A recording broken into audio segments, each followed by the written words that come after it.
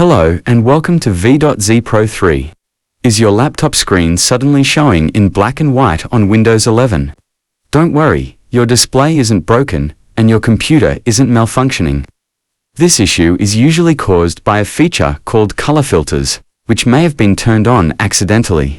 Fortunately, this problem is easy to fix, and you can bring back the full color with just a few simple steps.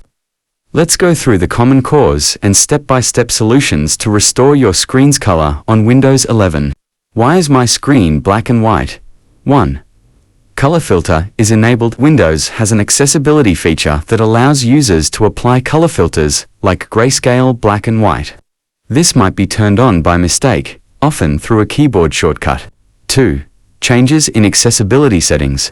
Sometimes after a Windows update, or if someone else used your device, the color settings may be altered. How to fix it? 1. Click the Start menu, then open Settings.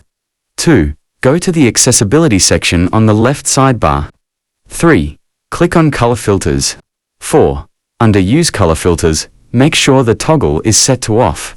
Once this filter is turned off, your display will return to normal color. Or, you can also go to Speakers icon on the bottom right corner of the screen, tap it. Then tap Accessibility, and you can turn off the toggle of color filter to disable this option. And now your laptop screen is normal again. But if the screen remains black and white after following these steps, try restarting your laptop. Now you know that a black and white screen in Windows 11 is not a hardware issue, it's just a feature. By adjusting the settings manually on accessibility, you can quickly restore your screen to full color. This simple fix can save you a lot of stress, especially if it happens unexpectedly. So, I think that's enough for this tutorial. If you have any questions, please let me know in the comments sections below. And if this video helped you out, don't forget to give thumbs up and subscribe to this channel for more tutorial video. Thanks for watching and see you on the next video.